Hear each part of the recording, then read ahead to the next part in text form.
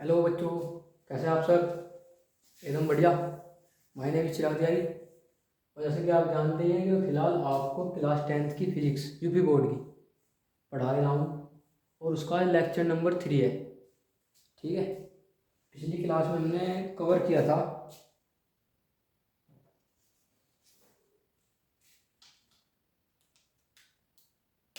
पिछली क्लास में हमने समतल दर्पण कवर कर लिया था, है ना। और अगला टॉपिक था हमारा गोलीय दर्पण को पढ़ाने का। सही है ना? ऐसा ही था कुछ। चलो फिर अपना अगला टॉपिक शुरू करते हैं, गोलीय दर्पण।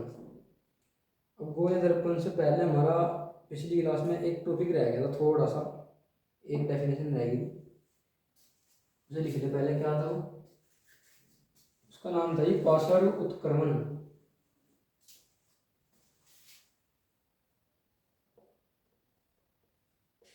पार्श्व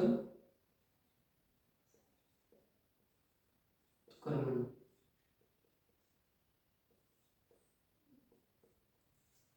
अच्छा, ये पार्श्व उत्क्रमण होता क्या है? देखो, बेसिकली क्या होता है कि जब हम किसी दर्पण के सामने खड़े होते हैं ना, समतल दर्पण के सामने, तो क्या होता है कि हमारा जो बायां हाथ है वो दायां दिखाई देता है और दायां बायां दिखाई पड़ता है। होता है ना सही, कि हमारा खब्बा हाथ सज्जा हाथ दिखाई देता है और सज्जा वाला खब्बा हाथ दिखाई देता है। देखिए, राइट लेफ्ट और लेफ्ट राइट, ऐसा होता है ना। तो इसे ही कहते हैं हम पार्श्व उत्क्रमण। क्या कि जब हम किसी दर्पण के सामने खड़े होते हैं तो हमारा दायां हाथ बायां दिखाई पड़ता है और बायां दायां दिखाई पड़ता है। इसी घटना को पार्श्व उत्क्रमण कहते हैं। आई समझ में? चलो लिख लो फिर इसकी डेफिनेशन।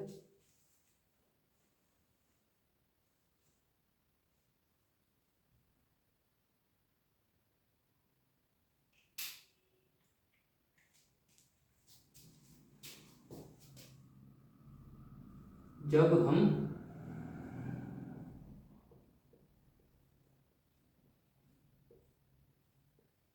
समतल दर्पण के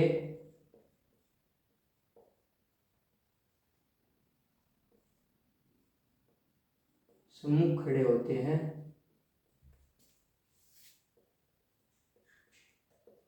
तो हमारा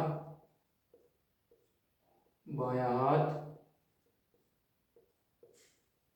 दायां दिखाई पड़ता है। दिखाई पड़ता है। इसी घटना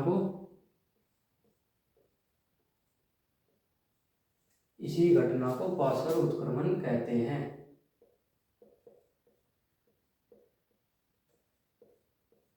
पार्श्व उत्क्रमण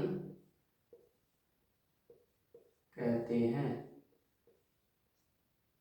ठीक है जी। क्या है, क्या कहा? देखो, पार्श्व उत्क्रमण कि जब हम समतल दर्पण के सम्मुख खड़े होते हैं तो हमारा बायां हाथ दायां दिखाई पड़ता है। इसी घटना को पार्श्व उत्क्रमण कहते हैं, यानी कि उल्टा दिखाई देना। समतल दर्पण क्या करता है कि जो हमारा उसमें प्रतिबिंब बन रहा, उसका जो दायां हाथ है वो हमारा बायां होता है और उस प्रतिबिंब का जो बायां हाथ है वो हमारा दायां हाथ होता है। आई बात समझ में? चलो ठीक है। अब हम अपने अगले टॉपिक पर चलते हैं, जो इम्पोर्टेंट टॉपिक है बहुत, गोलीय दर्पण।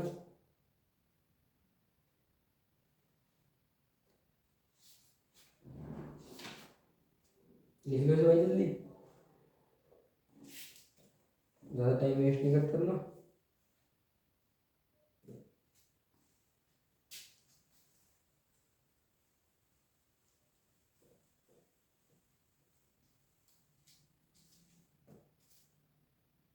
गोलीय दर्पण।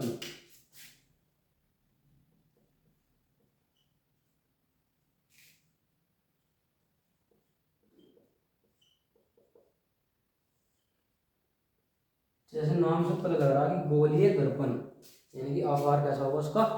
गोलीय। कैसा? गोलीय आकार होगा।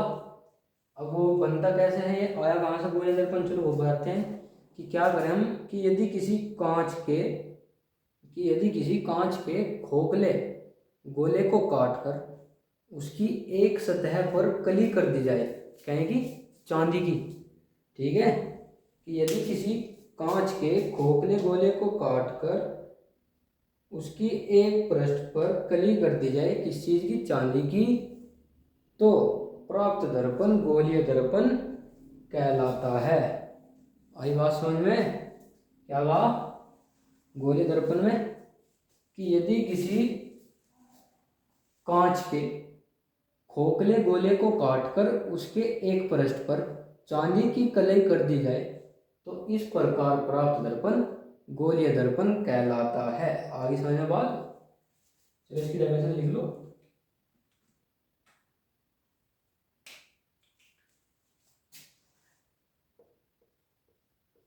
यदि किसी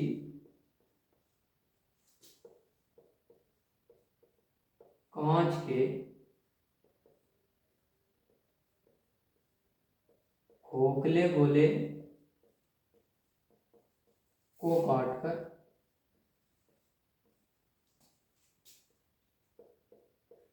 उसकी एक पृष्ठ पर चांदी की कलई कर दी जाए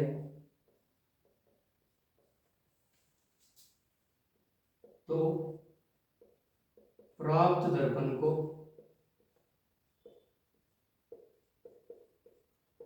गोलीय दर्पण कहते हैं।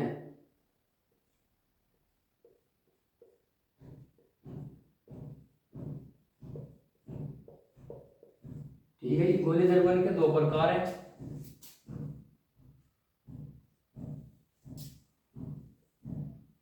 कौन कौन से हैं? एक बताया था पिछले लेक्चर में, दो अवतल दर्पण और एक उत्तल दर्पण। उत्तल दर्पण और एक अवतल दर्पण, ये दो इसके प्रकार हैं। कौन कौन से? ये अवतल दर्पण और एक गोलीय दर्पण। ठीक है जी, लिख लो इसकी डेफिनेशन पहले, फिर आप अवतल और उत्तल के बारे में पढ़ते हैं थोड़ा।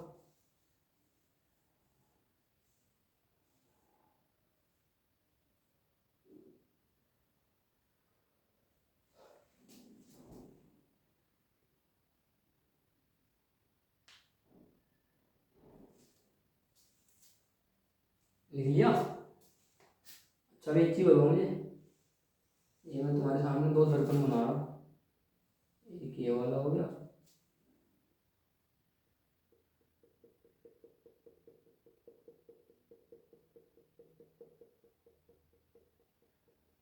ये क्या है जिस पे बॉल से हुए हैं? क्या है बच्चों ये? एक कलई कर दी, कलई, एक ब्रश पर कलई कर दी, बॉल नहीं है। कभी सब चल रही सर्दी में तो बॉल से उगा दी। आजकल ट्रेंड भी चल रहा बॉल उगाने का। चलो ठीक है।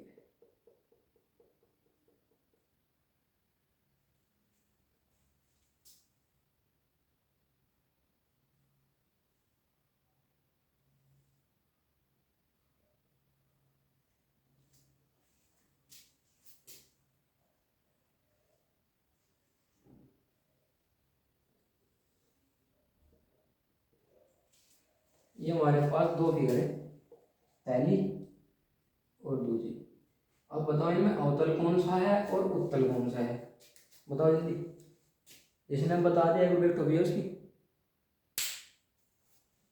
बताओ इनमें अवतल कौन सा है और उत्तल कौन सा है? ये दो दर्पण है, एक घेरा एक घेरा। कि अवतल बताओ कौन सा है? कि अवतल अगर ये है या ये है तो है क्यों, है ना? कि अगर उत्तल ये है तो ये है, कि ये है क्यों? बताइए, होना चाहिए ना, है कि है क्यों नहीं? बताओ।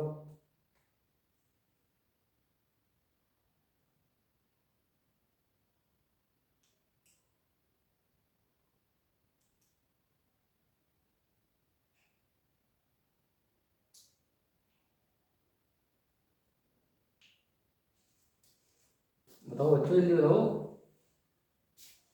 चलो कोई नहीं, बताते हैं तुम। थोड़ा सा यहाँ से रख करते लिख ही लिया होगा तुमने ऐसे भी, उसी आप तुम सारे इतना काम तो पहले ही कर लो कि यहाँ बुक की तो बड़ी स्मार्ट नहीं है, समझ तो लेंगे बाद में समझ लेंगे अपने नोटबुक में। चलो कोई नहीं, जैसे तुम्हारी इच्छा हो। ये वाला जो हमारा दर्पण है ये है अवतल दर्पण, ये वाला है अवतल दर्पण, और ये वाला है उत्तल दर्पण। उत्तल दर्पण देखिए सही सोचा लगा तुमने, ऐसे सोचा लगा कुछ। अब ये अवतल क्यों है, ये उत्तल क्यों है, वो बताते हैं। ये अवतल दर्पण इसलिए है क्योंकि इसका जो परावर्तक पृष्ठ, यानी कि ये वाला जहाँ से ये वाली आपतित किरण परावर्तित हो रही है यहाँ से, ये तो है इसका परावर्तक पृष्ठ, और इस वाले का परावर्तक पृष्ठ ये है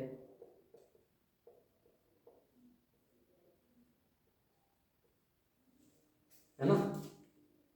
कि अवतल दर्पण क्यों है कि इसलिए है कि जो इस पे आने वाली किरण है वो परावर्तन जो हो रही है वो दबी हुई सतह से हो रहा, समझ रहे हो। कि इस पे जो किरण आ रही है ये वाली, ये परावर्तित कहाँ से हो रही, इसकी दबी हुई सतह से, यानी कि यहाँ से परावर्तित हो रही है। और इसमें तुम देख भी पा रहे होंगे कि जो उत्तल दर्पण है, उत्तल दर्पण में जो परावर्तन हो रहा वो उभरी हुई सतह से हो रहा है ना। कि जो इसमें परावर्तन है कि जो आपतित किरण है वो उभरी हुई सतह से टकराने के पश्चात जब परावर्तित हो रही, और इसमें अवतल में क्या था कि जो आपतित किरण है वो दबी हुई सतह से परावर्तन हो रहा उसका, यानी कि इसमें अंदर को है ना, देखो दबा हुआ है पृष्ठ, अंदर को जा रहा है या बाहर को, है ना। कि अवतल में तो दबी हुई सतह से परावर्तन हो रहा, और उत्तल में हमारा उभरी हुई सतह से परावर्तन हो रहा। इनका मेन डिफरेंस यही है, अवतल दर्पण का और उत्तल दर्पण का मेन डिफरेंस यही है कि अवतल दर्पण में परावर्तन दबी हुई सतह से होता है और उत्तल दर्पण में परावर्तन उभरी हुई सतह से होता है। ये वाली डायग्राम अपनी नोटबुक में बना लियो, और इनकी डेफिनेशन में लिखवा रहा है, जल्दी बनाओ इन्हें, बनाओ जल्दी जल्दी।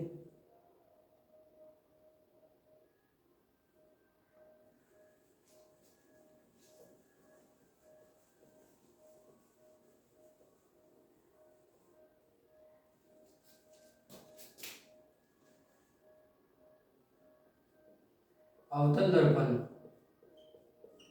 अवतल दर्पण, अवतल दर्पण क्या था, अवतल दर्पण था कि जिसमें कि ऐसा दर्पण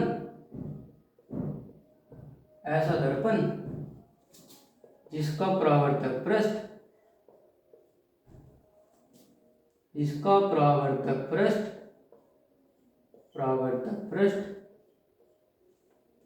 दबा हुआ होता है।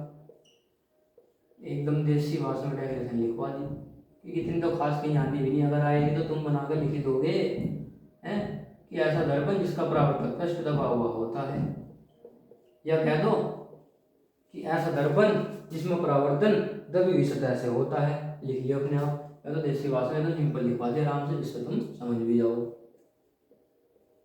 उत्तल दर्पण, उत्तल दर्पण ऐसा दर्पण, सर ऐसा दर्पण जिसका परावर्तक पृष्ठ उभरा हुआ होता है। कैसा उभरा हुआ होता है। लिख लो ना बिल्कुल एकदम देसी भाषा में, समझ में आएगी तुम्हारे। और अगर किसी चार आदमी को बताओगे कि हाँ सर ने बढ़िया पढ़ाया था, लिख लो।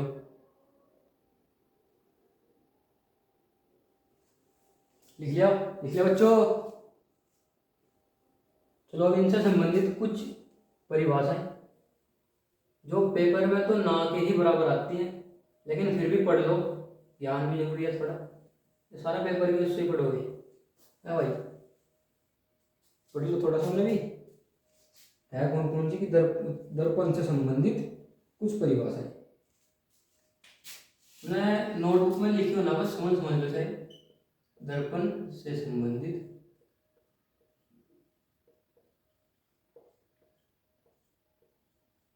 कुछ परिभाषाएं,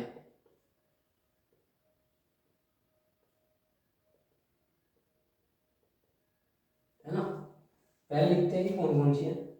जैसे दर्पण का ध्रुव, वक्रता केंद्र, दर्पण का ध्रुव, एक वक्रता केंद्र,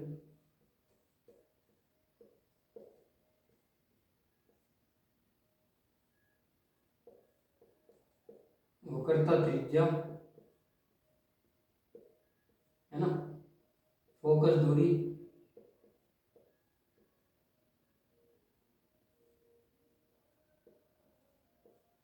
है ना, दर्पण का ध्रुव, वक्रता केंद्र, वक्रता त्रिज्या, फोकस दूरी, अभिलंब, मुख्य अक्ष,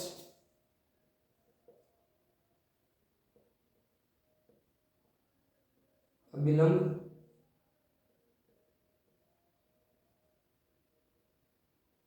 मुख्य अक्ष,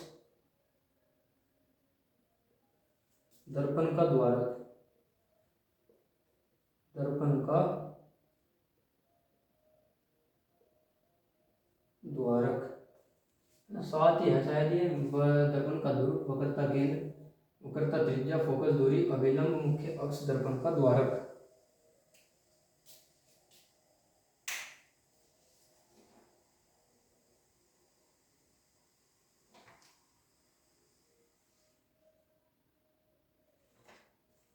एक और इसमें मुख्य फोकस,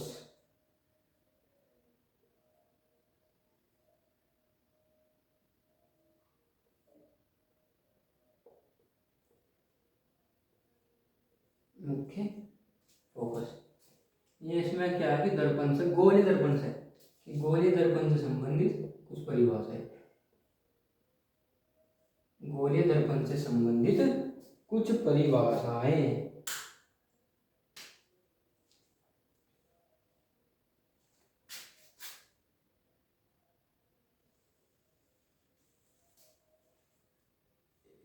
गोलीय दर्पण,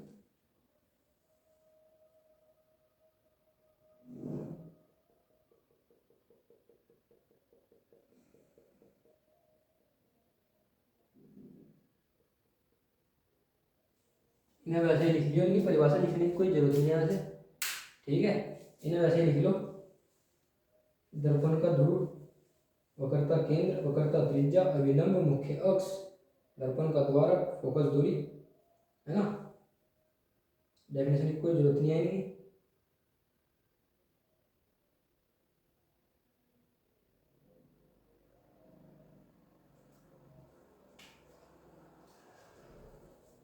सबसे पहले है इसमें दर्पण का ध्रुव, देखो दर्पण का ध्रुव यानी कि पोल ऑफ मिरर, इसे हम लिखते हैं पी से, दर्पण के ध्रुव को। ये वाला जो ये वाला पोर्शन है ये होता है हमारा दर्पण का ध्रुव, यानी पी, यानी कि जो परावर्तक पृष्ठ है, ये वाला परावर्तक पृष्ठ, इसका मध्य बिंदु दर्पण का ध्रुव कहलाता है ना।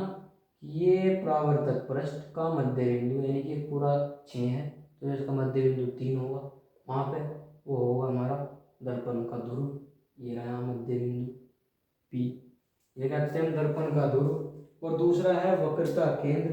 वक्रता केंद्र क्या होता है? गोलीय दर्पण का परावर्तक पृष्ठ, जिस खोखले गोले का भाग होता है उस गोले का केंद्र गोलीय दर्पण का वक्रता केंद्र कहलाता है। समझ में आई कि भाई हमने शुरू में बताया था गोलीय दर्पण क्या है कि एक खोखले गोले का ही तो भाग है ना, काटा था हमने कौन से, इस प्रकार कुछ। तो जो इस पूरे खोखले गोले का जो सेंटर होगा ये वाला, है ना, जो इस पूरे खोखले गोले का सेंटर होगा यानी कि वक्रता केंद्र पूरे खोखले गोले का जो सेंटर होगा वो इस वाले गोलीय दर्पण का वक्रता केंद्र होगा, यहाँ से यहाँ तक, ठीक है। क्या कहा देखोगी, जो इस पूरे खोखले गोले का सेंटर है, ठीक है, और जो इस गोलीय दर्पण से यहाँ तक की दूरी है वो इसका वक्रता केंद्र है यानी कि सेंटर है, यानी कि पूरे गोलीय दर्पण का जो सेंटर है वो उस गोलीय दर्पण का वक्रता केंद्र है, ठीक है। और वक्रता त्रिज्या, जो इस खोखले गोले की त्रिज्या है ये वाली, या जो या इस खोखले गोले की त्रिज्या है या इस गोलीय दर्पण की वक्रता त्रिज्या है। ठीक है, जो इस खोखले गोले की त्रिज्या है उस गोले की त्रिज्या को गोलीय दर्पण का वक्रता त्रिज्या कहते हैं। समझ में आई बात? क्या बात? देखो कि जो इस पूरे के पूरे गोलीय खोखले गोले के दर्पण की जो त्रिज्या है वो जो हमारा गोलीय दर्पण है उसकी वक्रता त्रिज्या होगी। ये वाली जो यहाँ से यहाँ तक की है ये इसकी क्या होगी? वक्रता त्रिज्या होगी। इसे हम r से लिखते हैं।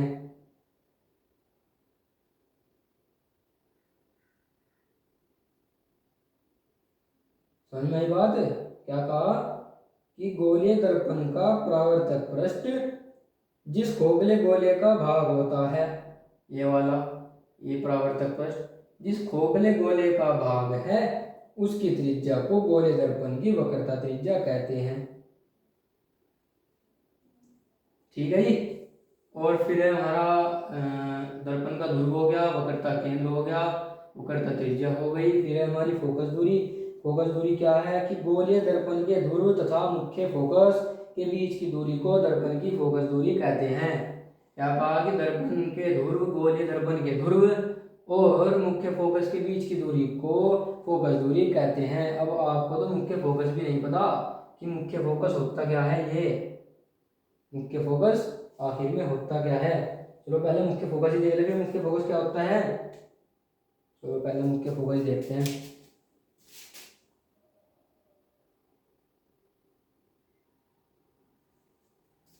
चलो,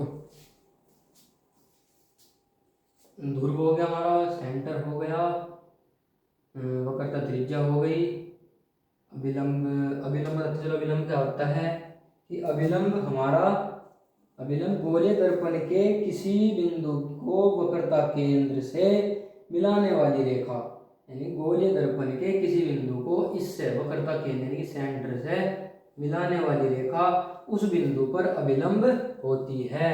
क्या कहा कि गोलीय दर्पण के किसी बिंदु से इस सेंटर पर मिलाने वाली रेखा, वक्रता केंद्र पर मिलाने वाली रेखा उस बिंदु पर अभिलंब होती है। ये हो गया अभिलंब। मुख्य अक्ष क्या होता है? देखो मुख्य अक्ष क्या होता है कि इस ध्रुव और सेंटर को जो ये वाली रेखा, ये वाली रेखा मिला रही है, इसे कहते हैं हम मुख्य अक्ष। क्या? मुख्य अक्ष। क्या कहते हैं बच्चों इसे? मुख्य अक्ष। यानी कि सेंटर को और इस ध्रुव को मिलाने वाली रेखा मुख्य अक्ष कहलाती है। ठीक है जी, मुख्य अक्ष कहलाती है। और अगला जो रह गया हमारा, ध्रुव हो गया, वक्रता केंद्र हो गया, ये यहाँ से यहाँ तक जो होगी ये r हो गई, यानी कि वक्रता त्रिज्या हो गई, ये वक्रता केंद्र हो गया, ये वाला ध्रुव हो गया, ये हमारा मुख्य फोकस हो गया।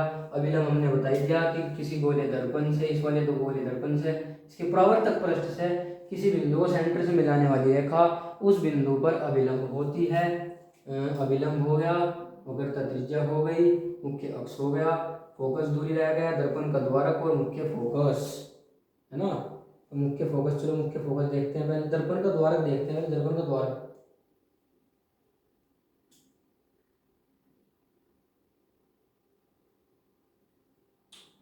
लिख लो जल्दी, पहले दिन अगर समझ में आया तो कुछ पूछ लियो भाई इनमें से।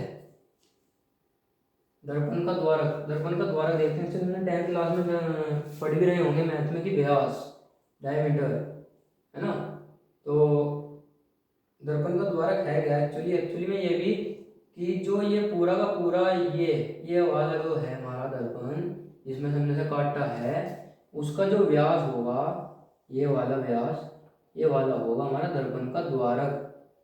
क्या होगा? दर्पण का द्वारक, यानी कि व्यास, ये पूरा का पूरा, है ना, ये व्यास जो है इसे कहते हैं दर्पण का द्वारक,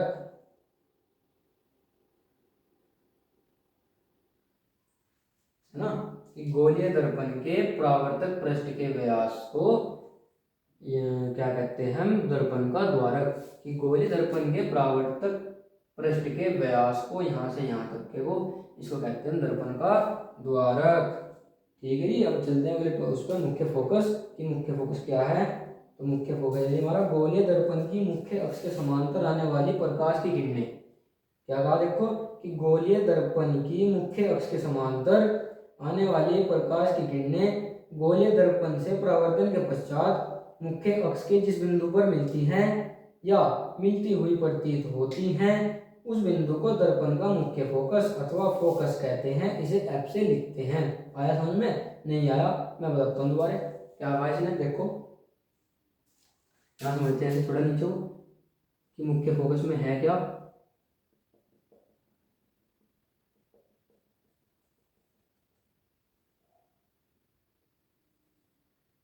ठीक है, ये हमारा सेंटर था, ये हमारा ध्रुव, ये हमारी आर, ये हमारा व्यास।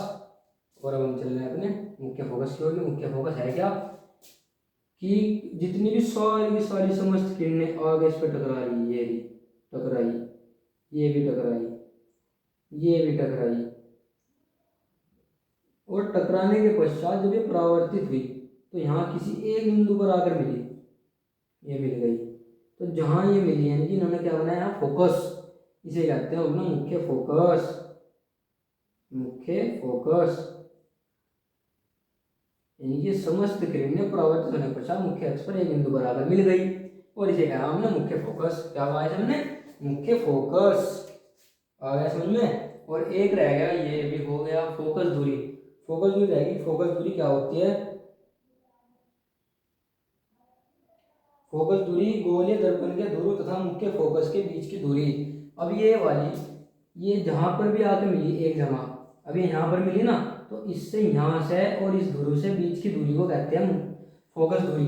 किसे, कि अभी यहाँ पर आकर मिली तो यहाँ से यहाँ तक की जो दूरी है, ये वाली दूरी, ये वाली दूरी कहलाती है हमारी फोकस दूरी।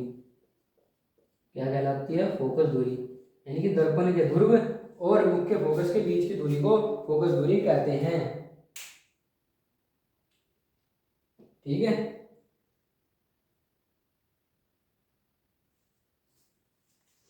अच्छा, एक बात और ध्यान रखियो, कि जो अवतल दर्पण है, अवतल दर्पण में जो हमारा मुख्य फोकस होगा वो दर्पण के सामने होगा, है ना।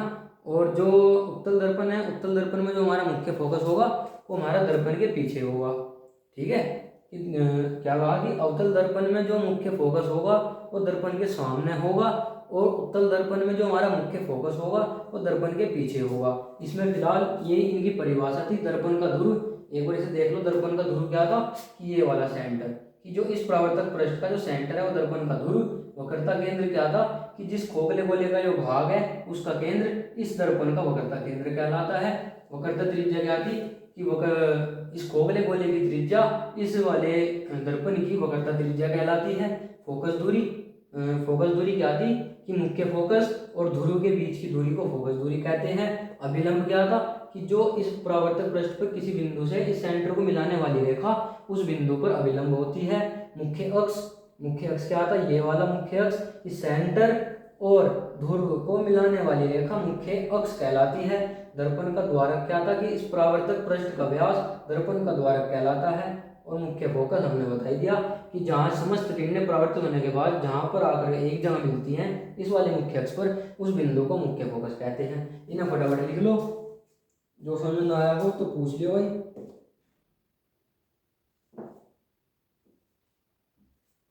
नोट पॉइंट में तुम्हें बताई दिया, इसमें नोट पॉइंट में लिख लियो, कि अवतल दर्पण में फोकस दर्पण के सामने, जबकि उत्तल दर्पण में फोकस दर्पण के पीछे होता है।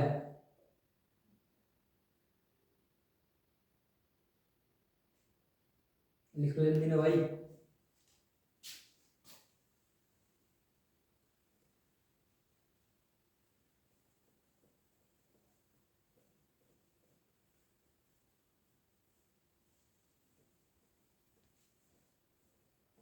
बताओ आज के लिए काफी है या फिर और कराना है, हैं?